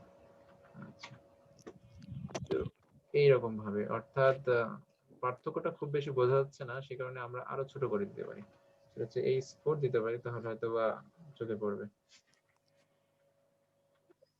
করে নিলাম, সেভ হয়নি। ওকে, এই যে বেশি ছোট হয়ে গেল। আচ্ছা, 3টাই দিই, আবার সেভ করি। ওকে, এখন আমি চাচ্ছি যে এই পার্সোনাল ইনফরমেশন থাকবে, তার নিচে একটা আন্ডারলাইন থাকলে একটু দেখতে ভালো দেখায়। তাহলে আমরা যেটা করতে পারি সেটা হচ্ছে এই ট্যাগের ভিতরে আমরা ইউ ট্যাগটা নিয়ে দিতে পারি। ইউ ট্যাগ শুরু করলাম এবং এখানে আমরা ক্লোজিং ট্যাগটা দিয়ে দিলাম।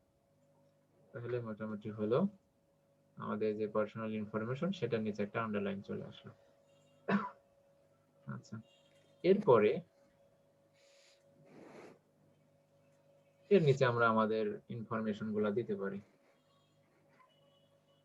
সাপোজ এখানে স্ট্রং করে দিলাম, STRONG, স্ট্রং। নেম, নেম, আচ্ছা নেম তো দিলাম। কি হতে পারে পার্সোনাল ইনফরমেশনের ভিতরে? Father name, father's name. তারপরে এখানে একটা পি ট্যাগ দিয়ে তার নামটা দিয়ে দিতে পারেন, না পি ট্যাগ দিয়ে নিচে নেবে।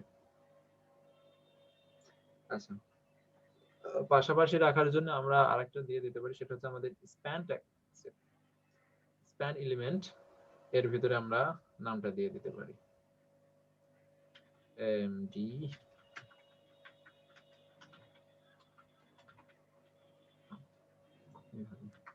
আচ্ছা, যদি আমরা এবার রিফ্রেশ করি তাহলে personal information, father's name, MD.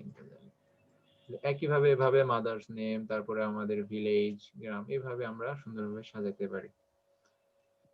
আচ্ছা, এখন মনে করেন এটা করার পরে আপনার আরো কিছু আছে, সেটা হচ্ছে যে কি থাকতে পারে, আপনি এই স্ত্রীর ভিতরে দিলেন হচ্ছে মাই মোটো, আর কি আপনার মোটো কি হতে পারে, মানে আপনার মোটো যেটাই থাকুক, এখানে পি ট্যাগের ভিতরে আপনি আপনার মোটো দিয়ে দিবেন। 5 লাইন, 7 লাইন, 8 লাইন, 10 লাইন, যতটুকুই হোক। এখান থেকে আমরা কিছু টেক্সট কপি করি এরকম ভাবে, তো মোটামুটি ভাবে আমরা এটা দিয়ে দিলাম। এবার যদি রিফ্রেশ করি তাহলে হয়তোবা দেখতে একটু ভালো দেখাবে।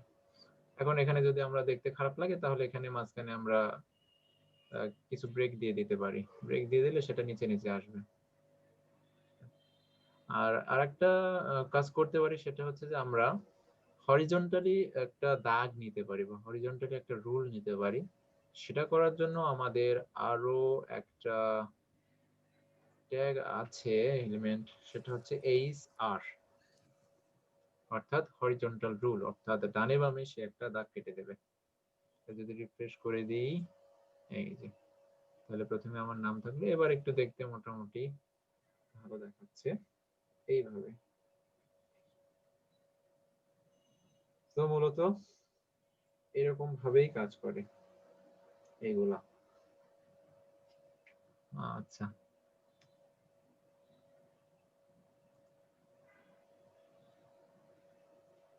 তো আপনাদের কি আসলে, তো মানে একেবারে বেসিক বিষয়গুলো দেখাচ্ছি, আপনাদের সমস্যা হওয়ার কথা না। আচ্ছা, এতদূর পর্যন্ত সবারই জানা আছে, তাই না? জি ভাইয়া, সমস্যা নাই। আচ্ছা, ঠিক আছে। আর আপনাদের যদি মানে এগুলো আমরা খুব দ্রুত চলে যাব। আচ্ছা, আজকে কি আমি ইমেজ নিয়েও দেখাতে পারি আপনাদেরকে? যদি ইমেজ নিয়ে দেখাই তাহলে কি সমস্যা হবে? ওই যে কি ভাইয়া হ্যালো যেন আছে। ইমেজ হ্যালো, মানে ইমেজটা কিভাবে ইমেজের আগে একটু কালার না দেখালে ভালো হতো না? আচ্ছা কালারটা আমরা পরে দেখাই, কালারটা আসলে সিএসএস এর তো, ওটা আমরা পরবর্তীতে দেখবো, আমরা ইমেজটা আসলে দেখি। ওকে।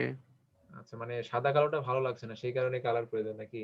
না, আমি কালারটা নিয়ে কেন বললাম, আমি এই যে মাই ফার্স্ট এইচটিএমএল এই লাইনটাকে কি আমি কালারিং করতে পারবো, টাইটেলটাকে? টাইটেল উপরের? হ্যাঁ, এই টাইটেলটা কি কালারিং করা যায়? আমি এটা না একটু জানতে চাচ্ছিলাম। টাইটেলটা তো কই কালারিং হয় না, না আপনি চেঞ্জ করতে পারবেন শুধু বডির ভিতরে, টাইটেলটা জি, ওটা বুঝতে পেরেছি। যেটা নিবে সেটা। তবে হ্যাঁ এইখানে যে এই যে একটা গ্লোবস যে চিহ্নটা আছে আইকনটা। এটা পরিবর্তন করা যায়, ফ্যাব আইকন বলে, ওটা আমরা শিখবো ধীরে ধীরে। তো এখন আপাতত আমরা ইমেজটা দেখতে পারি, সেটা হচ্ছে যে এই শেয়ার এর পরে আমরা ইমেজটা দিয়ে দেব। আর ইমেজটা দেওয়ার জন্য আমাদের যেটা প্রয়োজন সেটা হচ্ছে আইএমজি, এই এলিমেন্টটা প্রয়োজন।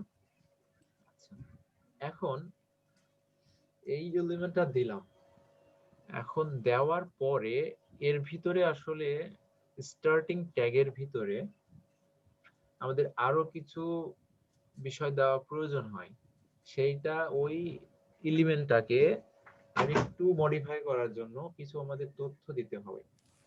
আর সেই তথ্যগুলো দেওয়ার জন্য আসলে আমাদের কিছু বিষয় আছে, সেগুলোকে আমরা বলা হয় হচ্ছে অ্যাট্রিবিউট। এই অ্যাট্রিবিউটের মাধ্যমে আমরা চেঞ্জ করতে পারি কিছু কিছু বিষয়।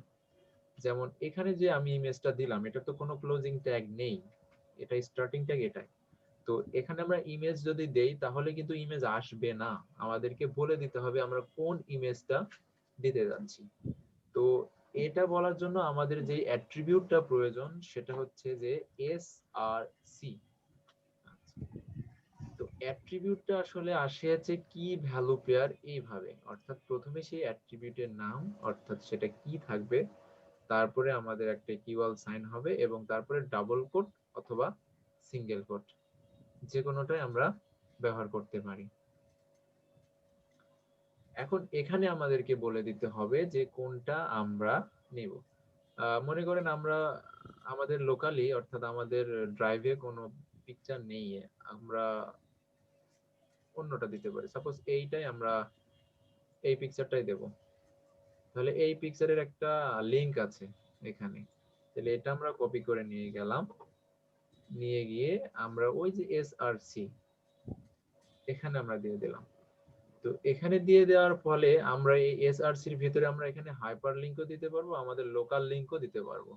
তো আমি যেটা দিলাম সেটা হচ্ছে একটা হাইপার লিংক, এটা দিয়ে যদি আমি সেভ করি এবং পরবর্তীতে যাই এখানে যাই যদি রিফ্রেশ করি, তাহলে সেই ফটোটা চলে এসেছে। ঠিক আছে, এখন আসলে এত বড় ফটো তো দেখতে তো খারাপ লাগে। তো আমরা যেটা করতে পারি সেটা হচ্ছে হাইট উইথ আমরা একটু ডিফাইন করে দিতে পারি। তাহলে যে এই যে একই ভাবে যেরকম ভাবে আমরা এটার এসআরসি অ্যাট্রিবিউটটা দিলাম, এইভাবে ইমেজের জন্য আরো অ্যাট্রিবিউট আছে, সেটা হচ্ছে উইথ। এই উইথটা আমরা কতটুকু দিতে যাচ্ছি, সাপোজ আমরা 100 পিক্সেল দেব, তাহলে তার ভিতরে লিখে দিলাম 100 px, এটা দিয়ে দিলাম। তাহলে এখানে যাই যদি আমরা রিফ্রেশ করি, তাহলে ওই ইমেজটাই নিয়েছে কিন্তু তার উইথটা 100 পিক্সেল করে দিয়েছে। যদি আমরা আরেকটু বড় করতে চাই 200 পিক্সেল, তাহলে যাই দেখবো যেটা 200 পিক্সেল হয়ে গেছে। এখন আরেকটা কাজ করতে পারি, সেটা হচ্ছে যে আমরা লোকালি সেটা কিভাবে আমরা করতে পারি।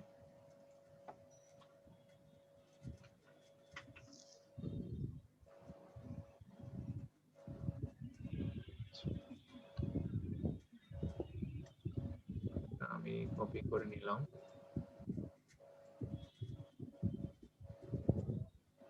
এখানে এখানে পেস্ট। আচ্ছা আমি ওই ফোল্ডারে যাই, ওই ফোল্ডারে গিয়ে আমি এখানে পেস্ট করে দেব। এটা করার জন্য আমরা যেটা করব সেটা হচ্ছে যে আচ্ছা নিচে আমরা আরেকটি ইমেজ ট্যাগ নিই, এখন এখানে আমরা ওইটা দেব না, আমরা এসএলসি আমাদের লোকাল লিংকটা দিয়ে দেব। তো সাপোজ এখানে যদি আমরা ফাঁকা রাখি, এখানে যদি আমি ফাঁকা রাখি, তাহলে আমি বোঝাচ্ছি যে আমার এই এইচটিএমএল ফাইলটা যেই ফোল্ডারে আছে সেই ফোল্ডারেই সে খুঁজবে যদি শুধু ফাঁকা রাখি। আর যদি আমি একটা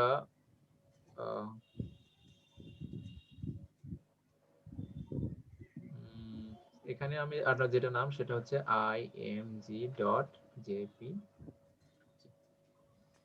ওকে, তাহলে আমি যে এটা দিয়ে দিলাম, এটা বলা গেল যে কারেন্ট ফোল্ডারে, অর্থাৎ এইচটিএমএলটা যেই ফোল্ডারে আছে সেই ফোল্ডারের এই ইমেজ জেপিজিটা আমাকে দাও। এবার যে এখানে যদি রিফ্রেশ করি তাহলে তার পাশে চলে এসেছে। যদি আমরা ইন্সপেক্ট করি এটা ভিউ পেজ সোর্স, তাহলে দেখা যাবে যে প্রথমটার হচ্ছে হাইপারলিংক এবং দ্বিতীয়টার আমাদের যে ইমেজটা সেটা। এখন এখানে আমাদের যে সব সময় যে ইমেজটা এখানেই থাকবে তা না, আমাদের কোড গুলা সাজানোর জন্য আমরা এখানে একটা নতুন ফোল্ডার নিই, সাপোজ imag, এরকম ইমেজেস নিতে পারি এবং আমাদের ইমেজগুলো অনেক সময় তার ভিতরেও রেখে দিতে পারি, কিন্তু যাচ্ছে না কেন এইভাবে। আচ্ছা, এই ইমেজটাকে আমরা img ইমেজেস ফোল্ডারের ভিতরে রেখে দিলাম। তো এটা যদি এখন আমরা রিফ্রেশ করি তাহলে দেখা যাবে যে এখানে সেটা পাবে না, সে একটা ব্রোকেন ইমেজের আইকন দিয়ে বসে আছে, কারণ সেই ইমেজটা সেখানে পাচ্ছে না, কারণ ওই ফোল্ডারের ভিতরে আর এই নেমে কোনো ইমেজ নাই। এখন আমাদের যেটা করতে হবে, তাহলে প্রথমে আমাদের বলতে হবে যে এটা আছে আমাদের ইমেজেস ফোল্ডার, তাহলে IMAGES ইমেজেস এইটা। এখন ফোল্ডার না ফাইল এটা স্পেসিফাই করার জন্য যদি ফোল্ডার হয় তাহলে আমাদেরকে ফরওয়ার্ড স্ল্যাশ দিয়ে দিতে হবে এরকম ভাবে। এরপরে আমরা সেই ফাইলটার নাম দিয়ে দেব img.jpg। এবার যদি আমরা রিফ্রেশ করি এবং এখানে এসে রিফ্রেশ করি তাহলে আমরা আবার সেই ফটোটা পাবো। তো এইভাবে আমরা যদি ফরওয়ার্ড স্ল্যাশ দেই তাহলে এক ফোল্ডার আমরা গভীরে গেলাম, কিন্তু অনেক সময় তো এরকমও হতে পারে যে আমাদেরকে ফোল্ডার থেকে বাহিরে আসতে হবে। মনে করেন আমার যেই ফোল্ডারটা আছে এখানে, এখন এটার বাহিরে একটা ইমেজ আছে, তাহলে এখান থেকে আমি এটাই কপি করি, কপি করে আমি এখানে পেস্ট করে দিই। তাহলে আমি আর একটা নিচে আর একটা ইমেজ দিই। তাহলে এখন যেটা করব সেটা হচ্ছে যে আমার বাহিরে যে ইমেজটা আছে সেটা ধরবো, কিন্তু আমাদের ইন্ডেক্স আছে কোথায়, এই যে ওয়েব ডেভ 04 ব্যাকআপ এইটার ভিতরে আছে। তাহলে আমাদেরকে এক ফোল্ডার বাহিরে আসতে হবে এক ধাপ। তাহলে বাহিরে আসার জন্য যেটা করতে হয় সেটা হচ্ছে ডাবল ডট স্ল্যাশ। এই ডাবল ডট ফরওয়ার্ড স্ল্যাশ তার মানে হচ্ছে কারেন্ট ফোল্ডার থেকে এক ফোল্ডার বাহিরে। এরপরে আসলাম, আসার পরে যেহেতু আমি ডাবল স্ল্যাশ দিলাম তখন কিন্তু সে এখানে এই ডেস্কটপে খুঁজবে, এই ডেস্কটপে খুঁজবে, অর্থাৎ এখন তার পজিশন হচ্ছে ডেস্কটপ। এবং এবার আমি তার নামটা দিয়ে দিচ্ছি img.jpg।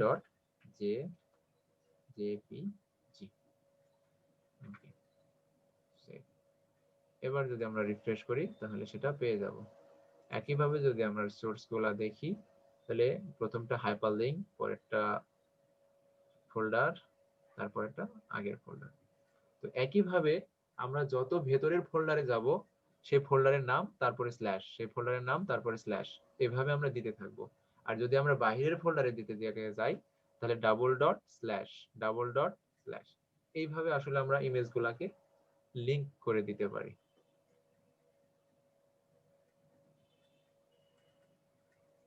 ঠিক আছে, আচ্ছা, এতদূর পর্যন্ত সবাই ক্লিয়ার আশা করি। কারো কোনো প্রশ্ন আছে?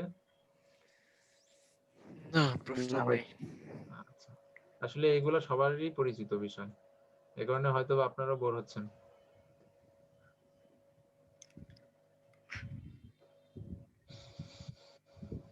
হুম, তাহলে মোটামুটি এই হলো বিষয়।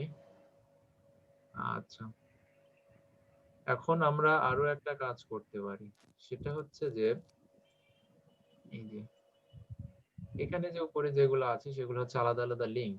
দেখেন আমি যখন এখানে হোভার করছি তখন এই কর্নারে একটা কিন্তু লিংক আসছে, farzaxtechnology.com/service, তারপরে /news, অর্থাৎ এইগুলা কিন্তু আলাদা আলাদা লিংক। এখানে যখন আমি ক্লিক করব তখন তাদের সার্ভিস পেজে চলে যাবে, ঠিক আছে? এভাবে যখন আমি নিউজে যাব তখন তাদের নিউজ পেজে চলে যাবে, কন্টাক্টে যখন করলাম তখন তাদের কন্টাক্টে পড়ে যাবে। তো এইটার জন্য এইখানে যে ট্যাগটা ব্যবহার করা হয় বা যে এলিমেন্টটা ব্যবহার করা হয় সেটাকে বলা হয় হচ্ছে আসলে অ্যাঙ্কর ট্যাগ। এরকম করে আমরা আমাদের ক্ষেত্রেও ব্যবহার করতে পারি। তো এটা করার জন্য আমরা যেটা করব সেটা হচ্ছে এখানে আমরা আর একটা নিউ ফাইল করে নেব, নিউ ফাইল, এবং সেটা সেভ করব হচ্ছে about.html। তাহলে সেভ করে নিলাম এবং তার কিছু বেসিক দিয়ে দিই, আর বেসিকটা হচ্ছে HTML ট্যাব। তাহলে এটা হচ্ছে আমাদের অ্যাবাউট পেজ। ভাইয়া এই যে আপনার এইচটিএমএল এর বেসিক যে স্ট্রাকচারটা, এটা আপনার শর্টকাট কি? HTML লিখে আপনি ট্যাব অথবা এন্টার দেন তাহলেই পেয়ে যাবেন যদি সাবলাইম টেক্সট ইউজ করে থাকেন। ওকে ওকে। আচ্ছা, আরেকটা ভাবে করা যায়, সেটা হচ্ছে এক্সক্লেমেশন মার্ক তারপরে হচ্ছে ট্যাব, কিন্তু এটা এখানে হচ্ছে না কেন জানি না। আচ্ছা, HTML লিখলেও হবে। হ্যাঁ, চলে আসছে। আসলে আমি সাধারণত ভিএস কোডটা বেশি ইউজ করি, তো আসলে সাবলাইমের সাথে তেমন ইউজ টু না, এই কারণে অনেক সময় ভিএস কোডের শর্টকাট গুলো চলে আসছে। আমার যে আসতেছে না ভাই এইচটিএমএল তারপরে ট্যাব দেন, ট্যাব। ট্যাব, না আসতেছে না। আচ্ছা, আপনি সম্পূর্ণটা, আচ্ছা আপনি কি HTML নামে সেভ করেছেন ফাইলটা? ও না তো ভাইয়া, সেভ আচ্ছা করি ঠিক নাই। আছে, তারপরে একটু ট্রাই করেন। আচ্ছা ঠিক আছে। আচ্ছা, এটা হচ্ছে আমাদের about পেজ।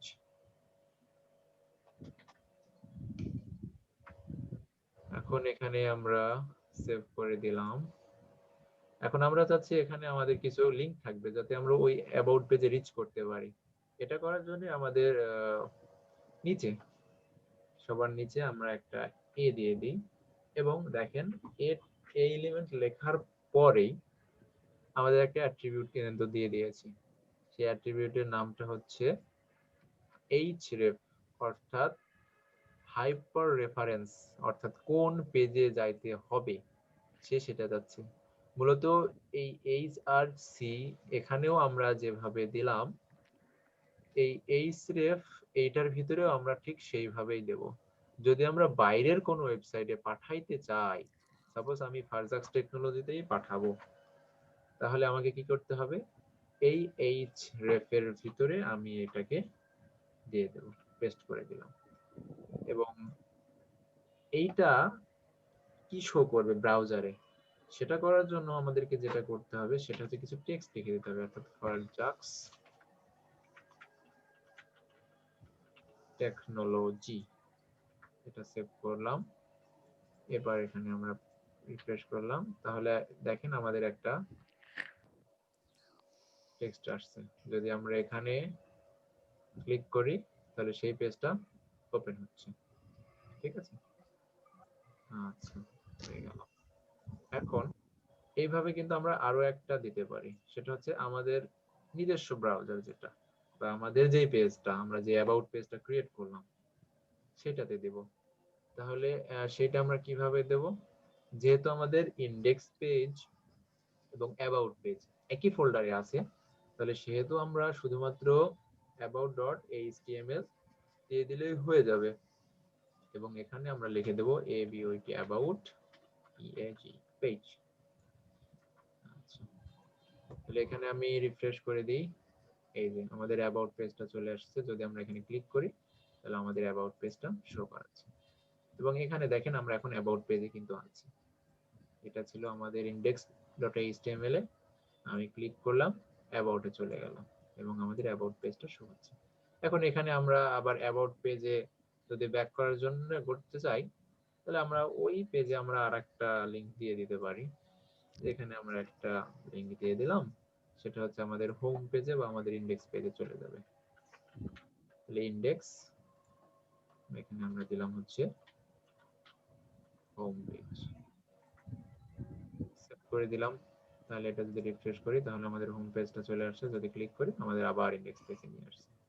ভাই আর হ্যালো হ্যাঁ বলেন। ভাই, আমি একটা কথা বলতাম, আমি যদি এক পেজের মধ্যে অ্যাবাউট হোম নিউজ যাই রাখি, ওটা কিভাবে রাখবো এক পেজের মধ্যেই?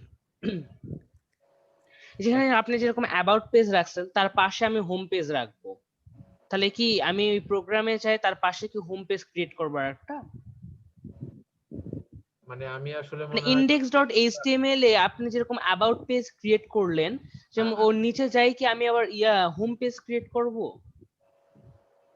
আমাদের হোমের জন্য তো আসলে ইন্ডেক্সটা আছে। এখন যদি আমাদের আরো আরো পেজ না না, প্রয়োজন হয়, আপনি ইন্ডেক্সে যেরকম একটা home page about page create করলেন ইন্ডেক্সে, যেমন নিচে, হ্যাঁ, এর নিচে যদি আমি একটা হোম পেজ ক্রিয়েট করি, তার কি পাশে ওটা হোম পেজ দেখাবে, শোনো শো একটু করবে? ধারণা ক্লিয়ার করে নি। সেটা হচ্ছে যে আমি হোম পেজে কোনো অ্যাবাউট পেজ ক্লিয়ার করি মানে ক্রিয়েট করিনি, আমি সেটা ফোল্ডারের ভিতরে করেছি। হ্যাঁ এখানে জাস্ট আমি লিংকটা দিয়ে দিয়েছি। এখন যদি আমাদের পেজ আরো বেশি হয় তাহলে আমরা জি, আরো লিংক দিয়ে দেব। হ্যাঁ, এটা একটু ক্লিয়ার করলাম আমি নিজে, তাই জন্য। একইভাবে এখানে আমার হাজার হাজার লিংক থাকতে পারে, কোনো সমস্যা নাই। এখানে অ্যাবাউট পেজ দিলাম, সাপোজ আমাদের আরো পেজ আছে, এই পেজের নামটা কি দেব, সাপোজ আমাদের কন্ট্যাক্ট ইনফরমেশন গুলা আমি এই পেজে রাখতে যাচ্ছি, তাহলে contact.html। তাহলে একইভাবে অ্যাবাউট পেজটা যেভাবে করেছি সেটা আমি কপি করে নিলাম, এখানে আমি পেস্ট করে দিলাম, শুধুমাত্র এটার নাম দিলাম কন্ট্যাক্ট পেজ। এখন কন্ট্যাক্ট পেজ আমি দিয়ে দিলাম, দেওয়ার পরে এখানে আমি আরেকটা লিংক দিয়ে দেবো, যে আমার কন্ট্যাক্ট পেজে যেতে গেলে আমাকে এইটা করতে হবে। এখানে কন্ট্যাক্টটা আমি দিয়ে দেবো contact.html। অর্থাৎ আমি যদি 100টা পেজেও যেতে চাই আমাকে এভাবে 100টাই লিংক করে দিতে হবে। আচ্ছা, এখানে অ্যাবাউট পেজই দেখাচ্ছে কারণ আমি এখানে অ্যাবাউট পেজটাই রেখেছি। এখানে আমি দিয়ে দিলাম কন্ট্যাক্ট পেজ। ওকে, এবার যদি আমি এখানে রিফ্রেশ করি তাহলে যে কন্ট্যাক্ট পেজ লেখা আসছে এবং সেখানে গেলে কন্ট্যাক্ট পেজ।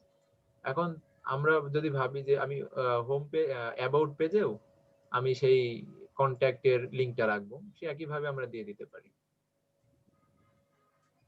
অর্থাৎ এখানে যে কন্ট্যাক্টের জন্য যেটা করলাম,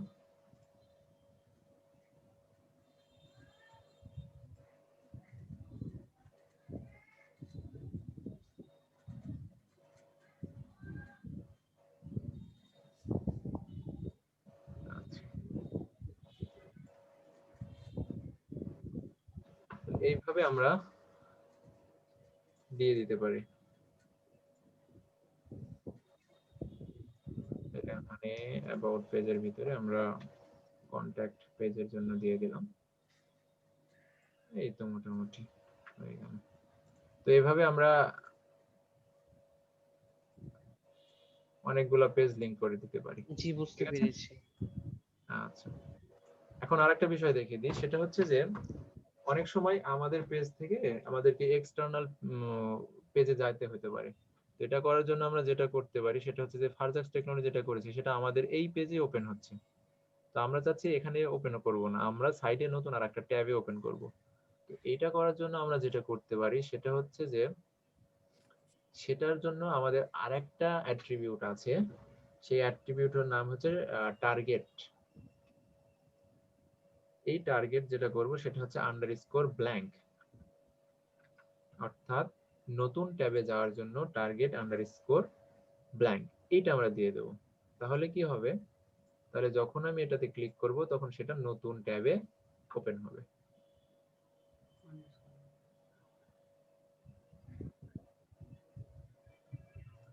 আচ্ছা, যাই হোক, তো মোটামুটি হচ্ছে এতদূর পর্যন্তই।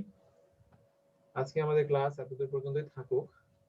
এখন যেহেতু আপনাদের মোটামুটি সবারই ধারণা আছে, তো আপনারা এটা বাড়িতে প্র্যাকটিস করবেন।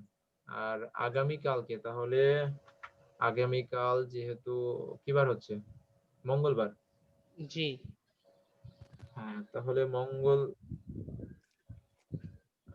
আগামীকাল কি মঙ্গলবার?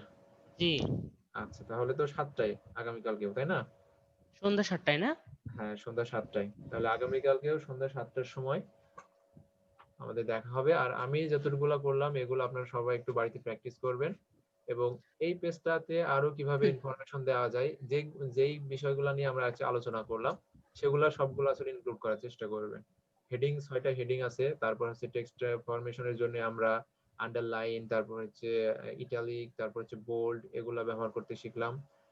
তারপর হচ্ছে আমরা ইমেজ ইনসার্ট করা শিখলাম, বিভিন্ন ভাবে এক পেজ থেকে অন্য পেজে জাম্প করার জন্য যেই অ্যাঙ্কর ট্যাগ দেওয়া দরকার, অ্যাঙ্কর এলিমেন্ট দেওয়া দরকার, সেটা শিখলাম। তো এই কয়েকটা বিষয়ের ভিতরে আপনারা নিজের মতো করে কিছু একটা ডিজাইন করে নিয়ে আসবেন, এবং সেটা আমরা সবার সাথে শেয়ার করব, সবাই সবারটা দেখব। ঠিক আছে? জি আচ্ছা, তাহলে আজকে এ পর্যন্তই।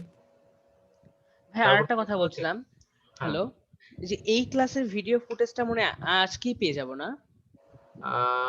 জি, আজকে পাবেন। এটা আসলে রেন্ডারিং করতে, তারপর একটু প্রসেসিং করতে একটু সময় হবে, তবে আজকের ভিতরে দেওয়ার চেষ্টা করব। এটা কি আমাকে যে মেসেঞ্জারে দিবে না ইমেলে দিবে? আর দুটাতেই, প্রথমে মেসেঞ্জারে দিবে, তারপরে আপনাদেরকে ইমেইলে আপনাদের ইউটিউবের লিংকটা দিয়ে দেবে। জি, বুঝতে পেরেছি। আচ্ছা, আর কারো কোনো প্রশ্ন আছে? জি না। ভাই, আরেকটা কথা বলছিলাম। আপনি যেরকম আমাদের ইমেজ নেওয়াটা দেখালেন, কাইন্ডলি আরেকবার ভিডিও নেওয়াটা দেখাবেন। সবগুলাই ভিডিওটা দেখাবো ভাই, আসলে একটু ধৈর্য ধারণ করতে হবে, আসলে একদিন তো সবকিছু সম্ভব না। যেগুলা প্রয়োজন সবগুলা আস্তে আস্তে ধীরে ধীরে দেখাবো আমরা। ঠিক আছে? জি আমি যখন একটা টপিকস মানে কমপ্লিট করে অন্য টপিকসে যাব, তখন যদি আপনার মনে হয় যে ভাই এই জিনিসটা দেখালাম না, তখন আপনি বলতে পারেন। ঠিক আছে? জি ওকে, ঠিক আছে, তাহলে সবাইকে আজকে ধন্যবাদ। সবাই ভালো থাকবেন। আল্লাহ হাফেজ।